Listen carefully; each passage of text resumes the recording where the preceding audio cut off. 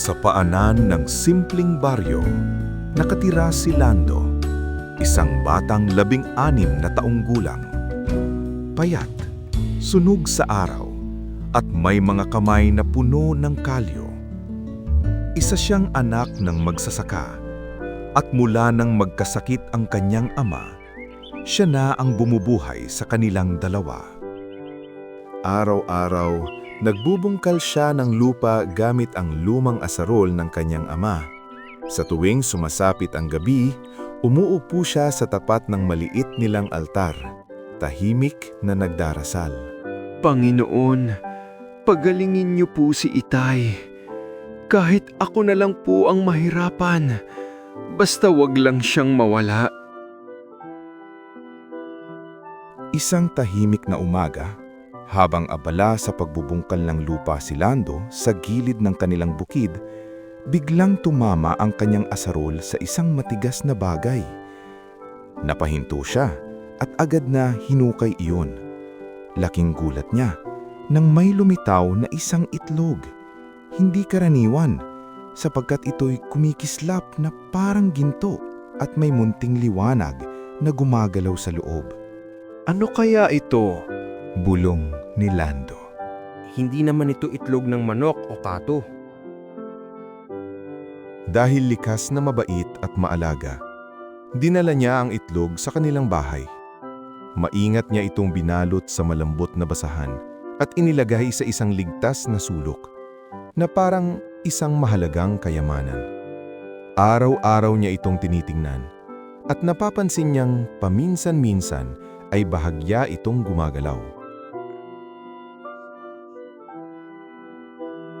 Isang gabi, habang binabantayan niya ang kanyang amang mahimbing na natutulog, biglang nabasag ang katahimikan.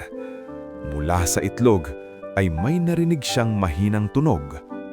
Tok, tok, tok. Kinabukasan, kasabay ng unang sinag ng araw, biglang nagkaroon ng bitak ang mahiwagang itlog. Unti-unti itong napisa hanggang sa may lumabas na isang maliit na nilalang. Isang ibon na may gintong balahibo at mga matang kumikislap na parang bituin. Napaatras si Lando sa gulat at paghala. Diyos ko, anong nilalang ka? Mahinang tanong niya. Ngumiti ang ibon at nagsalita sa tinig ng malambot, ngumit malinaw.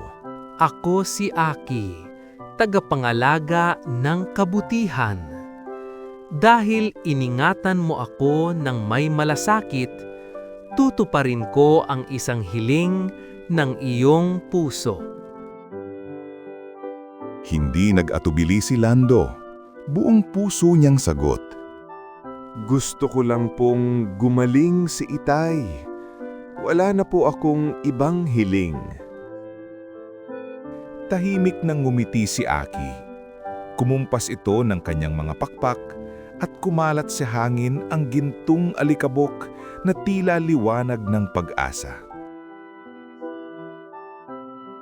Kinabukasan, paggising ni Lando, nakita niyang nakaupo ang kanyang ama, malakas at masigla, na tila wala ng bakas ng karamdaman. Anak, wika ng ama habang nakangiti. Parang himala, may bago akong lakas. Hindi napigilan ni Lando ang mapaiyak sa tuwa, sapagkat alam niyang ang kabutihang kanyang ipinakita ay nagbunga ng tunay na himala. Mula noon, unti-unting nagbago ang buhay ng mag-ama. Naging masagana ang kanilang ani at tila mas magaan ang bawat araw. Madalas ding may mga taong kusang tumutulong sa kanila na parang ginagabayan ng mabuting kapalaran. Ngunit hindi rin nakaligtas sa mata ng iba ang bigla nilang pag-unlad. May mga kapitbahay na nagsimulang magtanong at ang ilan ay nagduda. May mga bulong-bulungan na kumalat sa baryo tungkol sa lihim ng mag-ama. Isang gabi, habang mahimbing na natutulog si Lando, may 2 lalaking palihim na sumunod sa kanya hanggang sa kanilang bahay. Doon nila nasilayan si Aki, ang mahiwagang ibon na kumikislap sa dilim. Dahil sa kasakiman, sinubukan nilang hulihin ito upang ipagbili sa bayan kapalit ng salapi. Ngunit bago pa silang makalapit, biglang lumiwanag si Aki. Kumalat ang matinding liwanag sa buong bahay, dahilan upang mabulag ang 2 lalaki. Sa takot, sila'y nagtakbuhan palayo. Tahimik na muling bumalik ang gabi, ngunit alam ni Lando na ang hiwagang dala ni Aki ay may kaakibat na malaking pagsubok. Tahimik na lumapit si Aki kay Lando. Nanghihina at tila unti-unting nawawalan ng liwanag ang kanyang gintong balahibo. Mahina nitong bika.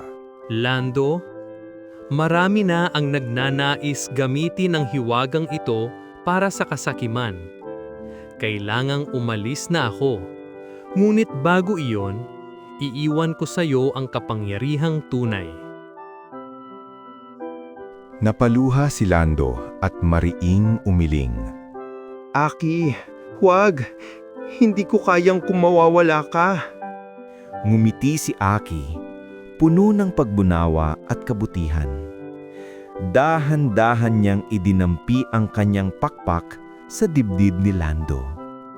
Mula roon ay nagliwanag ang puso ng bata at kumalat ang banayad na liwanag sa paligid, mainit at payapa. Wika ni Aki. Ang kabutihan ay hindi kailangang makita. Nasa puso mo na ito, Lando. Sa huling sandali, unti-unting naglaho si Aki na parang liwanag sa dapit hapon. Naiwan lamang sa palag ni Lando ang isang maliit na piraso ng gintong itlog na tumitibok-tibok, parang isang pusong patuloy na nagbibigay ng pag-asa. Lumipas ang mga taon. Lumaki si Lando, naging kilalang manggagamot at tagapayo sa baryo.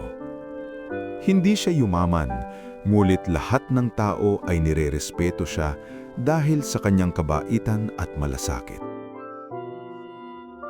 Isang gabi, habang nakaupo siya sa ilalim ng buwan, hinawakan niya ang lumang piraso ng gintong itlog. Bigla itong nagliwanag at nabasag. At mula rito ay lumabas ang isang maliit na buto. Siguro ito na ang pamana ni Aki. Itinanim niya ang buto sa harap ng kanilang kubo.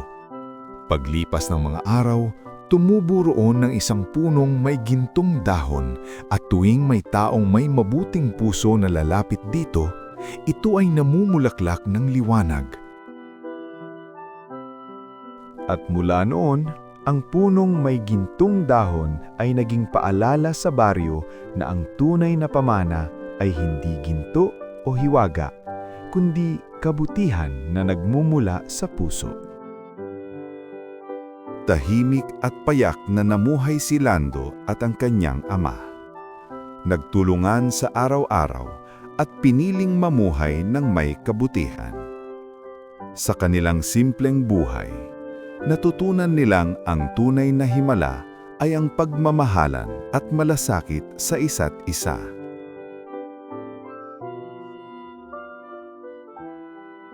Ang tunay na hiwaga ay hindi nakatago sa mahikang bagay, kundi sa kabutihang loob na handang magsakripisyo para sa iba.